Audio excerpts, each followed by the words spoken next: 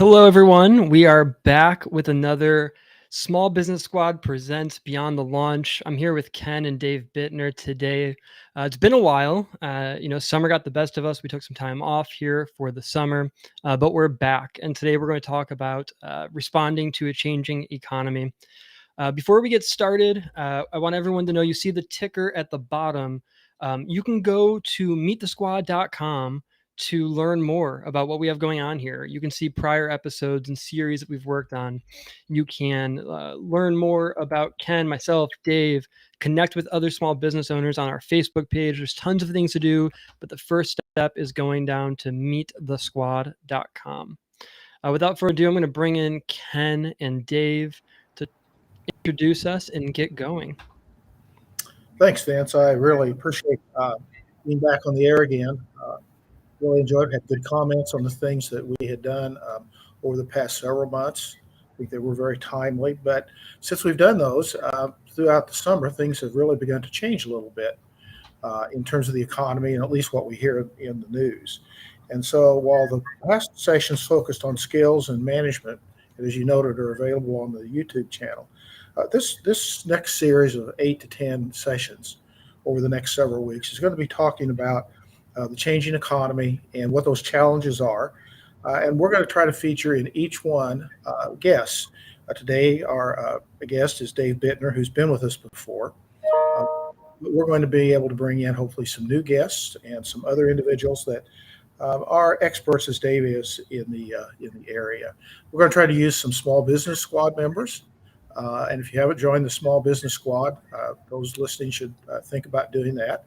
And then we might also introduce some of our other employees at Distinct, so members of this podcast can get to know them. So that's the session overviews of what we're going to try to accomplish. We're going to talk next week about. Oh no, Dave, are you hearing that too? I do not hear Ken anymore. Ken, we lost you temporarily. There you go. Back? You're back. Yeah, I don't know what that was. I don't know what that was either. So, at any rate, we're going to talk over the next 8 to 10 weeks about things that are relevant to the changing economy. So I hope that you all enjoy that. Talk about responsibility of business owners, as well as how you manage yourself, how you lead yourself, and other topics that I think are very relevant. So let's talk today then about response to the changing economy. I mean, I noted that clearly it's changed. We came through a couple of years of the pandemic, a lot of changes, positive, some negative. Some people did really well, some did not do as well. But I think it's really important that we think about our internal efficiencies, those things that we do as business owners to set the mood. I've even over the years sometimes just quit reading the news. I just quit watching it, quit reading articles, because I knew that I needed to focus on those things that were inside my business and efficiency. So internal attitudes. What are the attitudes that you present to your employees and to your customers? Is it positive, or are you weighted down with negativity? Are you thinking about what new products I can add? Has the economy changed what people are looking for? What can I do differently? How can I reach them? And the other thing that's important is pay attention to your current customers. They are your lifeblood. They are 80% of your business usually, and make sure you take care of them right along with your employees because they're just as valuable. And then be aware of the messaging that you're conveying to your employees. Are you talking about the negative things that are happening? Are you finding the positive things? Are you finding those things that are uplifting rather than maybe not quite so positive? So I'd just ask it, I think at this point, Dave, what's been your experience out there with the people you've been consulting with at ISBDC? What are you kind of seeing with other small business owners? Yeah, thanks, Ken, and thanks, guys, for having me. This is always a great conversation to have, and I learn so much each time. Ken, I think the sentiment, whether people do it subconsciously or not, is the old notion of control what's in your control. And there's so many times in the changing economy, in fact, almost everything is out of your control. Mhm. Honestly, if you look at it that way, you could put yourself in a rabbit hole and your team by lamenting the world.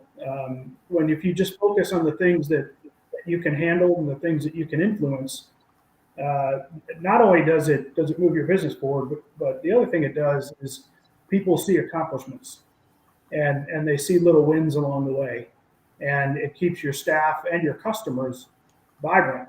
That this isn't a doom and gloom scenario, and in fact, milestones are reached, offers and services are provided, life moves on, and people actually benefit from commerce.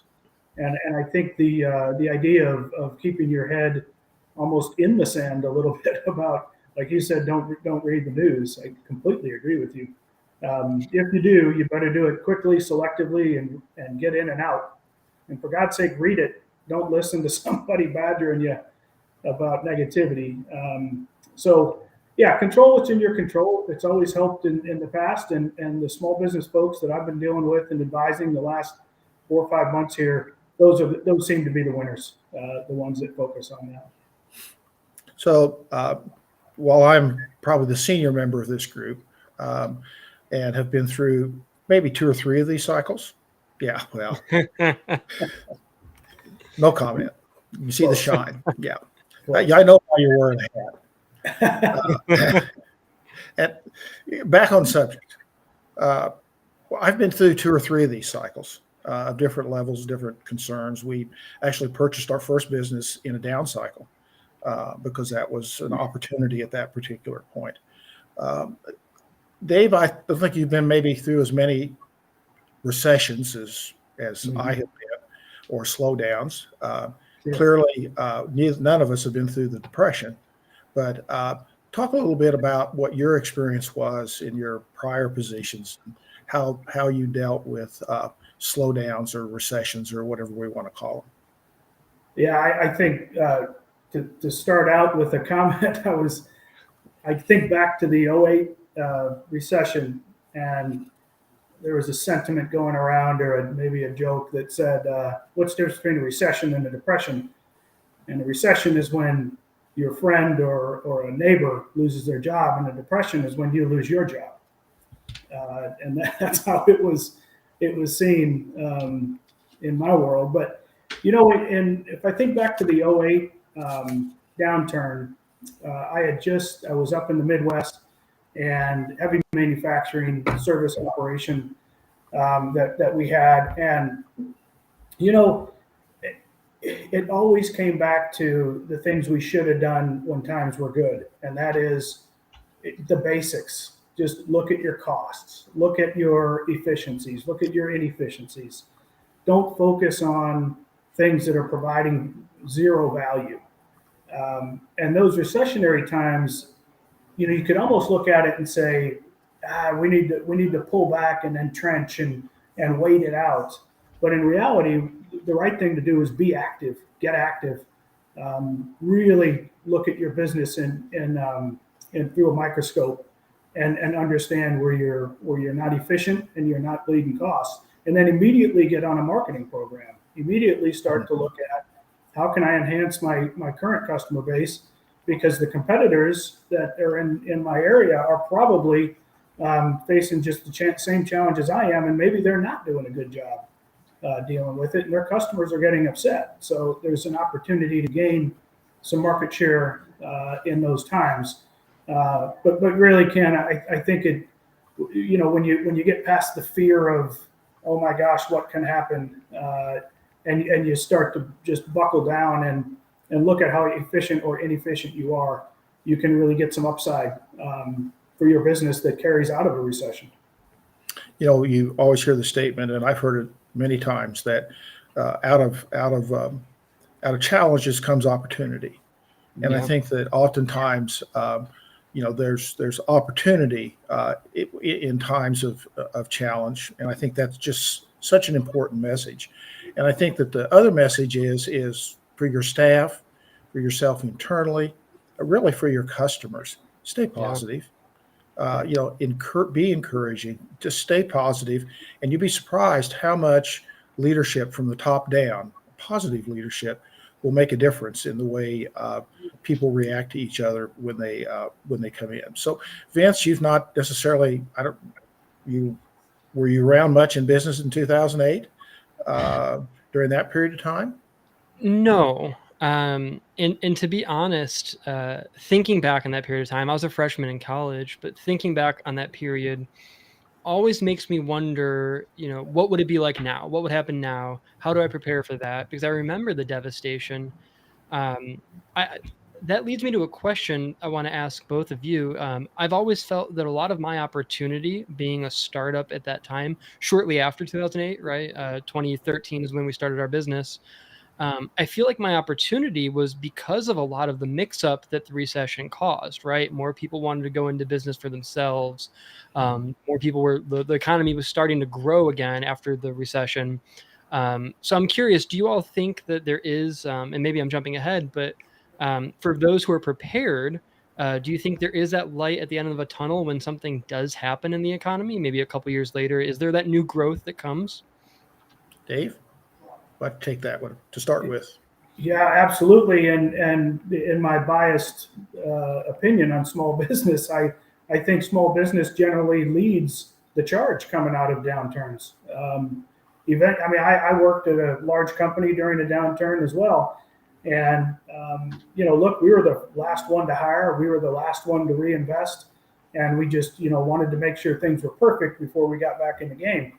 Yeah. Small business owner doesn't do that. You get your head down and you start working, and you find opportunity in a changing environment, and you Right. cater to that. So to me, yeah, I think small business is uniquely poised in a downturn when it starts to come out to move quickly.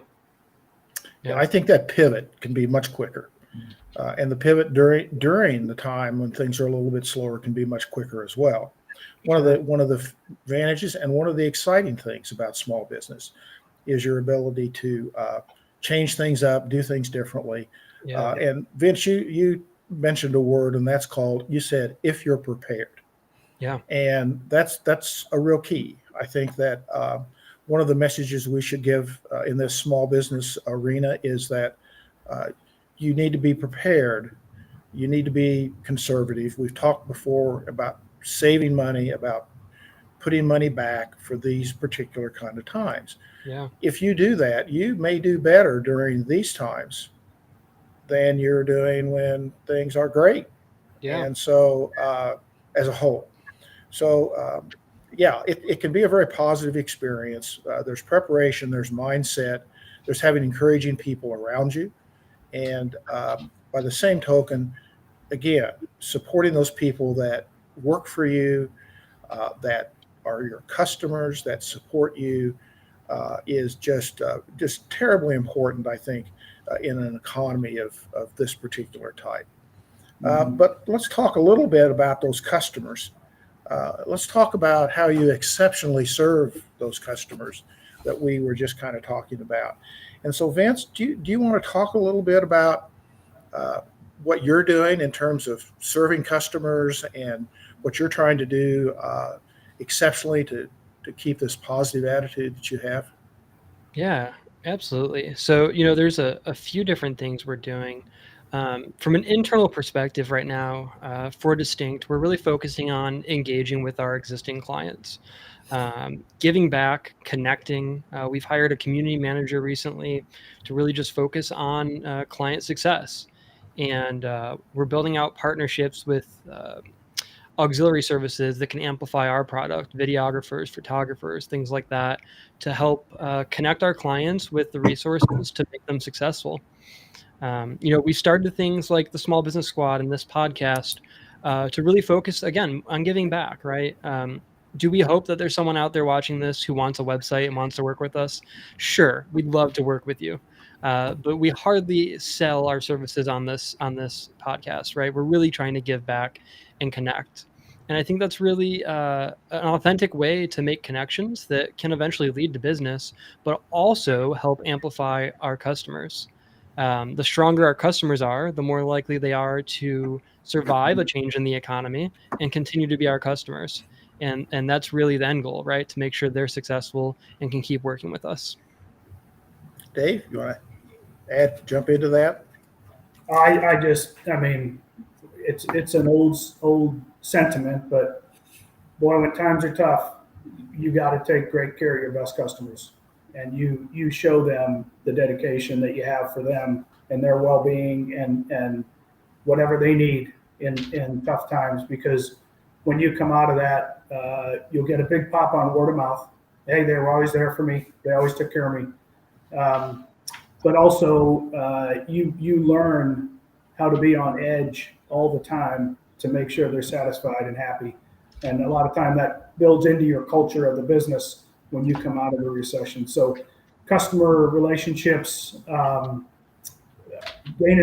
just sitting down and talking to them, Ken. I mean, you've probably done the same thing. Some of the most refreshing things you can get is when you have a frank conversation with one of your customers, especially when you're both trying to work through a tough time together in a recessionary environment. You get some good, raw, unfiltered feedback that can benefit your business. And it's just worth its weight in gold. I think one of the things that Vince just mentioned occurs to me. He's involved some in business to business rather than business to regular retail or customers. But is the idea of partnering with others. You partner with other people who might be your vendor, but at the same time, that vendor may be an advantage to you as well as you an advantage to that vendor. Yeah. So the more you can partner, the more you can come together with other business people, whether it be something in a co-op advertising or something that you do together, whether it be an event, any of those kinds of things to not just come to serve your customers, but come together as a business community, small business community, including nonprofits, to try and support each other, find all the good things that are going on and are happening that can then translate, maybe not immediately, but I think during these times we also have to be able to look long term. We have to be able to think about the kind of things that might be important a couple of years down the road, because we will come out of this, and when we do, why you can be prepared for that. But you've built a wider range of customer base, of the people that can help you, of mentors, and so it's just really important to be able to pull those folks together and bring that together. The other thing I think you can do that is interesting is to offer new products. That doesn't make a lot of sense, maybe, but to me, if you can do something to build excitement about the things that you're offering, I've got a new product in the store, or I'm offering a new service, or I'm doing something that is a little bit different, or I'm helping a nonprofit, whatever that is, bring things in that are new and different and make you look different. Be a little creative in some of that. Have a little fun with it. So I think those things are just important and good ideas as well to kind of go through these periods of time when maybe the overall economy in certain places is not very good.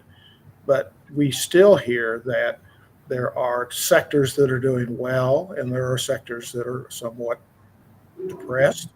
But you can do this by being creative for your own business.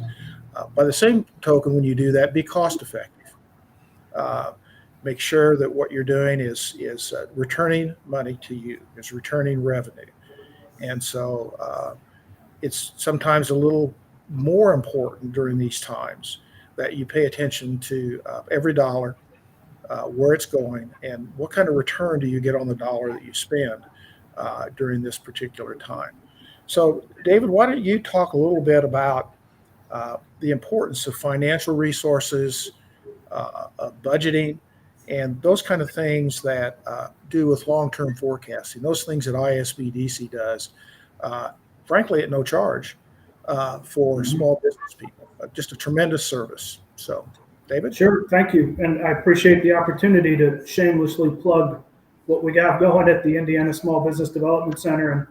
And but really, Ken, going to what you're saying is, and I mentioned it earlier, that when times are tough, you want to buckle down and you want to make sure that you're watching every penny, like you said.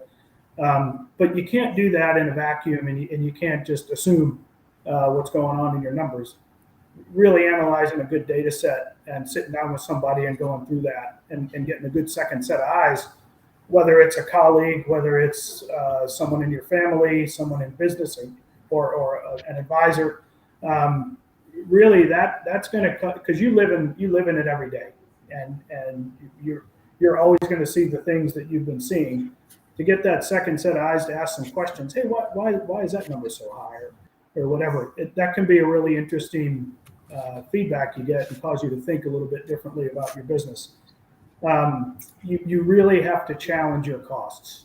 You may look at it and say, boy, you know what, this supplier has been doing great with me forever. I know they're probably the best and the cheapest around. I'm not even gonna look. Well, I'll tell you, just go have a taste of what else is out there, and you may find better quality, you may find a better cost, or you might realize that you can go back to your supplier and say, hey, look, maybe you can work with me a little bit and maybe get a little bit off of the supply you're currently getting.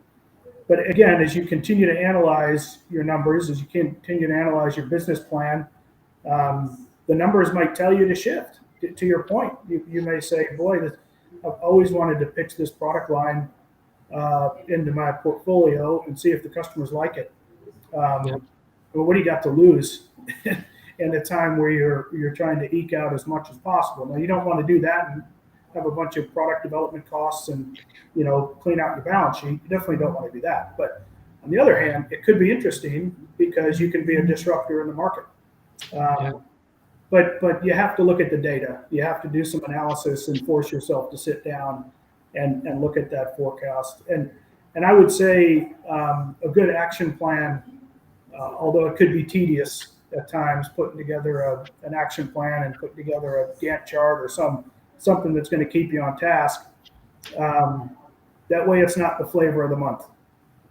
We've all either done that consciously or subconsciously, where we said, boy, I've always wanted to do this. I'm going to do that next week. And you never implement. You never get around to it. Something else comes up. If you're going to go through this effort to analyze your business, you put together an action plan. It's just the right thing to do. And it'll also show your customers and your employees that you're serious and your business is a strong business and it has a plan of attack. And the reason why we want to be the best in the market. So all those things are important, Ken. And I would just say, last comment, as you're doing that, you may get some crazy ideas that come out of it. Don't fear the unknown. Run it to ground, go for it, and see where things go. I see that time and time again in small business, and they come out with an unbelievable result when it's all said and done. Yeah. Ken, I've overlooked. There's been a chat, a message in the chat. If I throw it on the screen, do you want to read it and talk about it? Yeah. So it says, got to keep it positive, and as business owners, I think the responsibility falls on us to spread that positivity.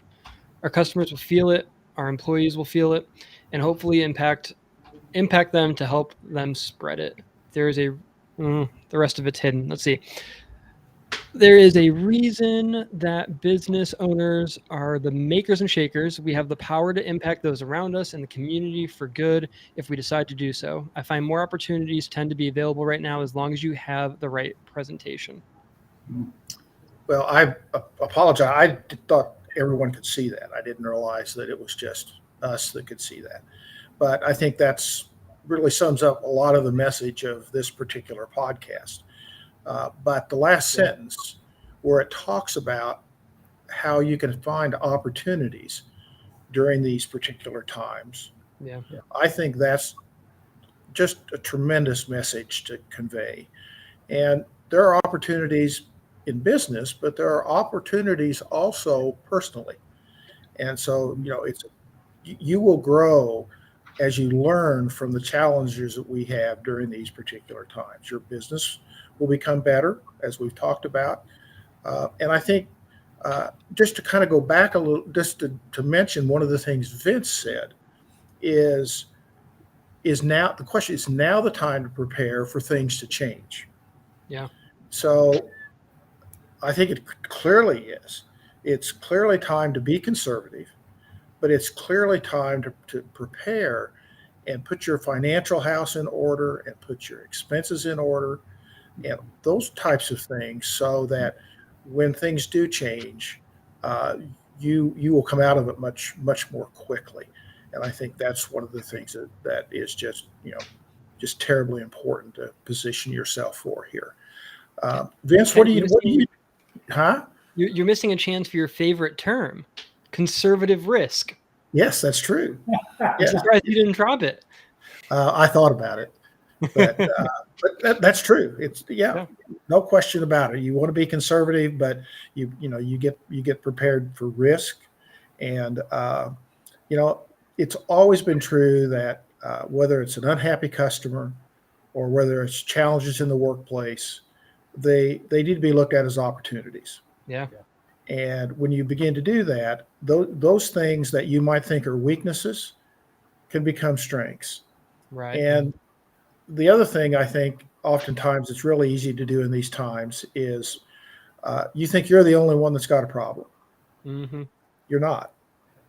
You never have been, and you're not now. And a lot of people and many businesses have been through these cycles and have come out just fine. In fact, it may teach you a lot that, as Dave said, you're doing wrong. You were doing wrong to start with.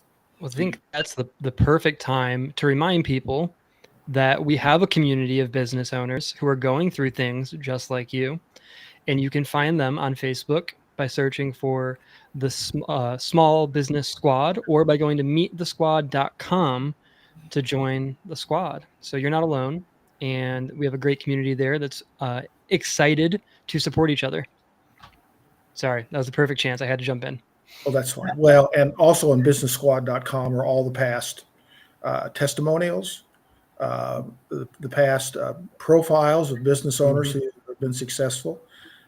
Many of them new business owners, relatively speaking, as well as the past podcasts that we have done. And, we've already talked about what's important in finance. We've already talked about how you look at your strengths and weaknesses and opportunities and threats. And there's just a wealth of information there. Yeah. And so I think when a person has time, they really ought to take some time to go through some of those. There's podcasts that are relatively formal, and I'll call them staged, and we're pretty far from that. But I think that we have real world wisdom here, and the kind of free flowing of the things that we do, I think, can be really important to business people. Dave, I want to talk a bit though about something that I think people miss, maybe, particularly if they haven't had accounting, and that is managing your fixed cost, your fixed expenses versus your variable expenses. Do you want to explain? And that's where you get in trouble during these times. So why do you get in trouble with those two terms when things get a little bit slower? Well, I mean, with variable cost, you can choose to not spend. If you don't have the demand, you don't use it. These could be costs that go into making a product for a customer. And if there's no demand, you're not going to spend and go after those variable costs. Fixed costs, though, for instance, getting into a terrible building lease with no way out on a 10, 20, 30-year opportunity, and then all of a sudden the bottom drops out. Well, sure, you could try to do some refinancing, you could try to do some creative things, but those fixed costs build and build and build. And when times are good, you tend to think, well, this is always going to be a cost to my business. You kind of talk yourself into it. and you say, well, it's always going to be there, and foundationally, I'm making enough profit, so it doesn't matter. Well, it does matter, because the fixed costs, and when times go tough, are the ones that are going to drag you down, and it's going to limit your ability to get creative. So what are fixed costs? Give us an example of several. Fixed costs, like I mentioned, could be a mortgage on a building. A fixed cost could be an investment into plant equipment that you've purchased and you're financing out. So it's those things that are embedded in your business that have a long-term financial impact that you're going to have to pay off over time. And they're not easy to shift. They're not easy to not pay anymore. Similar to feedstock to make a product. You just don't buy the feedstock anymore because you're not making product. Well, you're still going to have to pay your mortgage. So those fixed costs can be pretty onerous. Vince, you have anything to add about that? Fixed costs, variable costs? Yeah, I mean, for the most part, you're going to be committed to your fixed costs, right? I think going off the conservative risk idea, I think there is an opportunity. I'll give you an example. When the first week of COVID hit, I was reached out to by a vendor who was doing a promo, and it's a vendor we wanted to become a part of their program for years, but it was cost prohibitive and didn't make sense at the time. But when COVID hit, they were concerned, so they discounted their services heavily, and they gave us an opportunity. And in the moment, we were so unsure of what was going to happen. It was definitely a risk to take, but it made sense to jump into that because the discount was there. It was a once in a lifetime opportunity, and we took that conservative risk. So I think, there's definitely opportunity if you're prepared and you have the finances to take those conservative risks, maybe because you've limited your fixed costs to begin with. That's something we try to do, is stay pretty lean when it comes to fixed cost. You have an opportunity in those situations.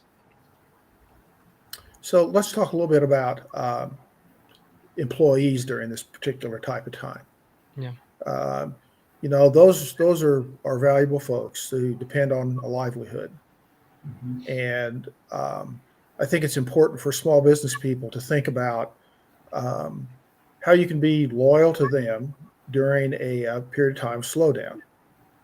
And, that can mean a number of things. Of course, often you just think about laying off, but I think there are other ways in which you can approach that. One being, fewer hours. One being just a cut in pay instead of, a full layoff. And the other is, as an owner, taking less out yourself. Mm-hmm. And I think it depends on where what your feelings are and your attitudes, I guess. But it seemed to me that my employees were valuable, and they should be paid first. And so that's another way, I think, to work through some of this and really build loyalty among your staff, among your employees, is to just to let them know that you're there to take care of them, and to do everything you can to make sure that their job and their income is somewhat protected. So I think we've had a great discussion here. I don't know if anybody has any comments who are watching online, but please, if you do, feel free to ask us some questions before we get closed up here. We'd really like you to join us and see if you can maybe challenge us a little bit to talk to you about what maybe your challenges or your thoughts are on this. Dave, you have anything to wrap us up here? And just a comment from me as we were going through this, Ken and Vince, I just kept coming back to this phrase in my head of, the school of hard knocks is a great education. It's a master's degree. And going through tough times and, just facing challenges where you think, oh my gosh, I got to let go of my best employee, or I can't believe I can't deliver this for my customer because of supply chain and things out of my control. Man, it causes you, number one, to get real creative. Number two, it provides incredible focus to your business. And I would say that for a small business owner, you're probably only going to have a few employees. In the school of hard knocks, get them engaged too. Get Yeah. them part of keeping the business going forward. And if somebody has the gift of the gab, go put them out there, see if they can sell something. Who knows? But there's all kinds of ways you can use your employees during this time, and they'll grow just like you will as a leader. Yeah. It occurs to me with that discussion, Dave, about transparency. And, while I don't think anybody has to share specific numbers with people, I do think you can share percentages and trends so that the people who work for you can understand that what the challenges are during this time. And I think we'll build loyalty with that as well, and understanding. And so just being transparent about those kinds of things. The other thing that just comes to my mind, I didn't mention it earlier, but this is also a good time if you have in retail inventory that has not been selling, or that you need some cash, you need to have a sale. Inventory that's gathering dust doesn't do anybody any good, including you, and that could be put to work elsewhere. And that's a very good way then to be able to bring in something new. Is to have some kind of a clearance or whatever the sale, whatever you want to call it, but to create interest and excitement, and then also be able to make way for some new products. So there are a lot of different ways to do this, but I do think it's important from a leadership standpoint to be transparent and to be honest, and to share in the struggles that or the challenges that go along with an economy that's not just booming. Vince, do you have anything you'd like to say to close us out here? Well, I do want to say something, but then I want you to close us out talking about the next session. Okay. We've had some, I'm kind of watching the views, and we've had some really loyal viewers from the West Central ISBDC Facebook page and from the Small Business Squad Facebook page. So while Ken's closing out, drop your business name in the chat and I'll display it. I know people can be shy.